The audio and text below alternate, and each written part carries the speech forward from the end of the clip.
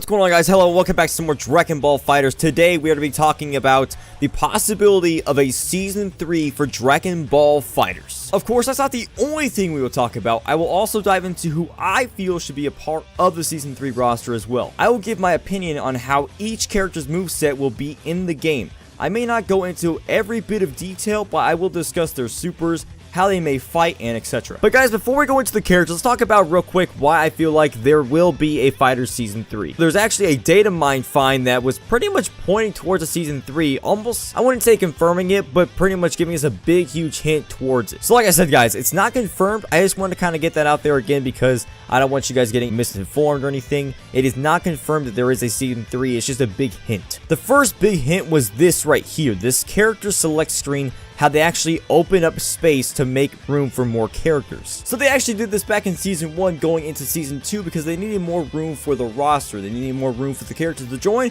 and that's just what they did. Of course, in that top right hand corner, Broly should be popping up there, and then I think if that space right there is correct, they'll probably actually expand a little bit. Maybe have them on the sides as usual because all the DLC characters on the left and right side. So with this next picture, you actually get to see another hint that was found in the data mine, which right here it says the first one is in the file default.game.ini, which is a configuration file that tells the game what to load and to not load. There's actually a file that tells the game to not load a specific file called the character select S3. And these two folders right here you guys see is CMNBG and CMNBG_S3. Basically, the first folder has been there since launch. It's been there because it has all the textures and everything like that. And then S3 is brand new with no textures or anything so far, but it's pretty much almost kind of showing that there is going to be a Season 3 because that's kind of its separate texture pack and everything. Everything else from the game is in that one single file or in that folder. This one seems to be a brand new one they made for Season 3 specifically. Now, I really wouldn't say that I'm shocked as a Season 3 because of how well the game is done. The DLC characters that come out in the past year have been fantastic. The way they've introduced them, the way they actually play in the game is fantastic. I really do feel like they did the best they could with these characters, and I'm very, very happy with them. And with all that being said, I'm just so happy. I'm so happy that it looks like it might be happening, and that is why I'm making this video, because I want to get my predictions out there. I want to talk about this because it's such a huge deal for me personally to see that there might be a Season 3 for FighterZ. So guys, with this information, let me know what you guys think in the comments below. Do you guys feel like it's going to happen? Do you guys think this is a very strong possibility that Season 3 is going to be a thing?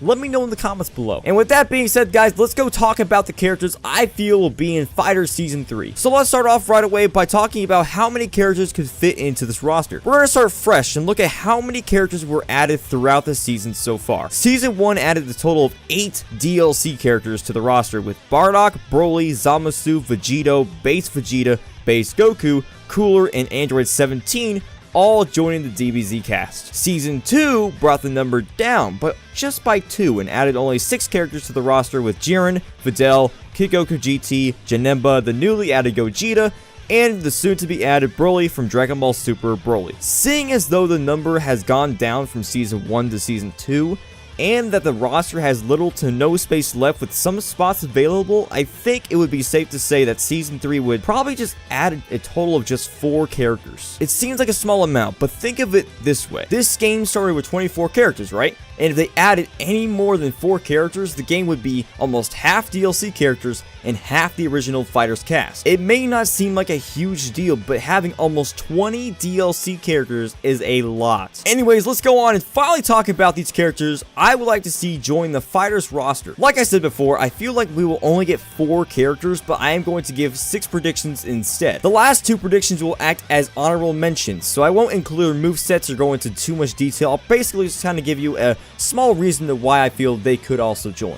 And as always, guys, let me know in the comment section below who you feel should join the FighterZ roster. Do you think my 6 predictions are spot on, or do you have anyone who you think would actually take someone else's spot? Like I said, guys, let me know in the comment section below. Our first character who I feel could definitely join this time around is Master Roshi. He was in my Season 2 prediction, but now it seems like this could be very possible. Not only is he a fan favorite, but he's also such a beloved character in the franchise. His moveset is quite difficult to predict, by that I mean how he will fight. The only thing that seems seems a little easy, of course, is his supers. His level 1 could either be his original Kamehameha, which is what Tenkaichi calls it, or it could be, now guys, bear with me here, okay? I'm gonna say this wrong, I'm gonna pronounce this so poorly, but just please bear with me. Or it could be his Mankoku Kyoutenshu, which is his surprise lightning attack. I feel like his level 3 could be his most powerful Kamehameha, which is what he uses against Genos in the Tournament of Power. Depending on how they use Roshi in the game, if he fights as just regular Roshi, he can go into his max power or buff Roshi form and unleash the blast. But speaking of that buff Roshi form, I feel like they might do what Zenkai Battle did and have him go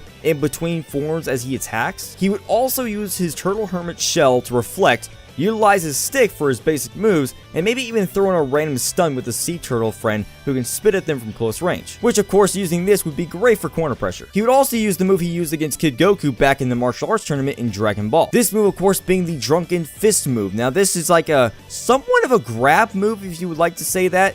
Once the person grabs you basically and holds you from falling, you can go for the punch. His Ki Blast could even be a one-handed Kamehameha instead of a generic Ki Blast, just so he has a different way to zone the opponent. And finally, his assist would be him throwing his stick at you. Yes, that sounds ridiculous, but that is something Master Roshi would honestly do. It would act kind of like Gogeta's assist in a way, because it would hit the person into the wall and bounce them off, allowing for combo strings and more damage. Next up, we have the most beautiful female Saiyan in all the universes, the Bae, the Rule 34 Queen, the one I said would join last season, but I was completely wrong. And that person, of course, being Kefla, who should 110% get the next spot. Her supers, specials, basically her whole moveset will definitely be some of the coolest in fighters. But first, of course, let's talk about her supers. Her level 1 super, in my opinion, will be her Blaster Ball attack. This move on Xenoverse 2 has the ability to be used more than once, but drains your ki each time you use it to deal more damage. This gave me the perfect idea. This is something very similar to Gogeta. But once you send the blast once, you can use as many bars as you have to throw more blasts at the opponent. The first hit would deal basic damage, of course, but the others wouldn't do as much, because then you could just use all 7 bars and pretty much wipe an entire health bar out with it. For a level 3, it would have to be her gigantic burst attack. This move was used against Ultra Instinct Goku in the Tournament of Power, and if it had hit Goku, he would have definitely been torn apart, but thankfully, Goku is a god, like literally, and he dodged it, and then he just wiped Kefla away with the Kamehameha. There's not too much to say about the super. It's pretty much basic. It's out there. You guys know exactly what's going to do. The range should be very nice as well. It wouldn't just start with her blasting the attack, but she would shoot out a huge blast of electricity, grabbing the opponent and then finishing them off with the actual level 3 move. For her specials, I feel she would have a DP similar to Beerus. In Xenoverse 2, they gave her a great move called Blaster Meteor, which, like I said, works just like Beerus's DP. Having that with her would make her such a dangerous character to go against, and along with that DP, she would have kind of like a Bardock sort of move. But to make it a little different from Bardock's move, we're going to put a little twist on it. This move is a straight punch, then a blast, which will be different depending on which version you use. If you do the X version, if you play Xbox, you would just do the punch. The Y version allows you to use the blast with the punch, and the EX version allows for all of them, but you also zip past the person, like when Kefla first appeared and bolted past Goku, allowing for more combo strings and such. It does seem a little complicated, but it would work very, very well. Her Ki Blast would be something like Coolers, which I like to call that the Scream Beam, except it won't take forever to use. Yes, that is me throwing shade at Cooler. Keep in mind, this is her basic A Ki Blast. Her special Ki Blast would be like Vegeta's Energy Volley attack. She would send tons of small Ki Blasts, and the longer you hold it, the more you shoot out. Her assist would be her level 1, which is her Blaster Ball move. This one would just have her throw 2 blasts, and if they were to hit, this would cause the opponent to bounce off the wall, thus creating for combo strings and more. Our very next prediction in this video is going to have to be one of my favorites, which is Bojack. Now, he may not be the best villain, or be in a great movie, according to some people, but I feel Bojack would get the upper hand on Android 13 in this pick. Bojack has some nice moves, and I feel like he would be a nuisance to go against, to be honest. Now, I have a crazy idea on how this level 3 would work, but let's talk about his level 1 first. Bojack would use his reverse launcher move as his level 1. He would throw a big Ki Blast hitting the opponent, then teleporting behind them, firing off a bigger Ki Blast that would push them away into sliding. Of course, you would only teleport behind them if you actually land the first Ki Blast. His level 3 is something I really had to think about. I thought to myself, how could we get his full power form into this game? So here's my idea. His right bumper level 3 would be his Grand Smasher move. Very basic, but it's his signature move. His right trigger level 3 would allow him to transform into his full power state, This would grant him a brand new level 3, which is his Galactic Buster move. This would deal a tad more damage than his Grand Smasher move due to him being into his full power form. Another attribute he would get for transforming is a slight damage boost, but nothing more. But here's the catch, guys. He wouldn't lose his full power form until the fight ends. His specials would include a grab that would throw the person the opposite way and bounce them off the wall, and his Psycho Barrier, which can last a few seconds and keep yourself safe from basic hits, Ki Blast, and etc. And yes, guys, it cannot block or stop level 3s. His Ki Blast would be a simple green blast, but if you use A down right or A down left, depending on which way you are facing, you can blast a wave of Ki Blast, which in Xenoverse 2, they call this move Trap Shooter. Hold on, guys. No. I did not forget about this man's assist. Let's talk about that real quick. His assist would be his Psycho Barrier. I thought it would be nice to have another character with a shield to block incoming moves, just like Android 18. Having 2 characters on your team with shields would be ridiculous, but honestly, it wouldn't help you at all in the long run. And here we go, guys. Our final prediction for this video is a big one. This is someone we all want to see in this game. It's a brother of a certain Saiyan we all love. It's that boy, Raditz. He is our final main prediction for today's video. Not only will he be amazing to have in this game, but the dialogue with other characters, his moveset would be so much fun too. Again, guys, let's start this prediction with the supers. His level 1 would be his famous double Sunday move. Basic, but it's perfect for his level 1. His level 3 would be his Vacation Delete. This move gathers all his energy into a single blast that deals tons of damage. His supers are pretty simple, let's just put it that way. But his specials are something that I feel will be better than everyone else's on this list. His first special move would be his Saturday Crash. This would be his special Ki Blast move, and this will stun the opponent for a couple seconds, just like it does in Xenoverse 2. This has to hit the opponent in order for it to actually stun the person. If they block it, it will cause a guard stun on them, so they can't attack right away. His next special is his Shining Friday move. This would work as an overhead blast, very similar to Kid Goku GT's move. Of course, with this one, if you do the X version, it will just hit them down. The Y version is a hard knockdown, and if you do the EX move, it is a definite hard knockdown with a bounce to it, so you can have some combo strings afterwards. Next, his last special move that I feel needs to be added in this game is Sledgehammer, which is basically a simple overhead, but this could hit the opponent, then bounce them, allowing you to create cool combos and land big damage. And of course, his Ki Blast is just a basic Ki Blast, but doing A down right or A down left, obviously depending on which way you are facing, you shoot out a one-hand or purple beam. Now down to his assist, which would be his Saturday Crash move. He would launch this attack, hitting the opponent, causing them to launch up, so it would be very useful for Dragon Rushes at the end of combos,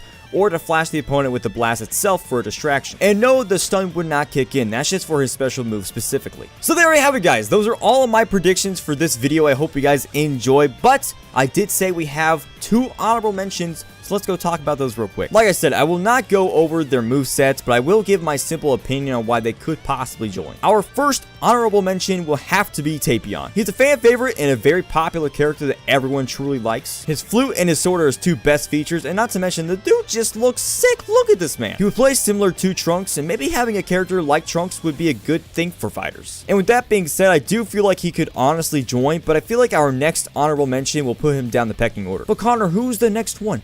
The one that could possibly make it into the list. Who could it be, you may ask? Well, let me tell you. Our last honorable mention might be either unexpected or already thought of, but in my opinion, I think Dabura could definitely join fighters. Now you may sit there and think, Connor, I don't know about that. Or maybe you might sit there and say, you know what, I 100% agree with this. But yeah, I do feel like he's definitely fit for this game. I feel like his moveset would be fantastic, and I feel like he would be a big, huge threat. Maybe even become A tier or S tier. He could definitely be that kind of guy. He may not be like one of the best characters or one of the best villains, or maybe not your favorite character in the whole saga itself, but let's just be honest, he's a cool character, and I feel like he could definitely do bits in this game. And guys, with all of that being said, that is it for today's video. I hope you guys enjoyed. Those are my thoughts on Season 3 and the data mines we found, as well as my predictions. That's everything I wanted to get out of my chest for this next season, so I hope you guys truly enjoyed it. I'm not gonna lie, guys, it took me a very long time to make this video. That's why it's been such a wild ride as well with the uploads, because I wanted to focus on this, trying to make this as perfect as possible. So let me know in the comments below how you guys feel about it, if I did a good job, and if you want to see more of this stuff, leave a comment down below, and of course hit that like button. But before I go, I do want to know your opinion on Season 3. Do you think it's going to happen? Do you think it's a good idea for Arc System to go that way? Do you feel they should go into Fighters 2? What are your feelings about that? Also, who do you want to see join FighterZ? And do you agree with my predictions? Leave a comment down below. Guys, like I said, that is it for me today. I hope you guys enjoyed. If you guys did, hit the like button, subscribe for more, and I'll see you guys next time. Peace.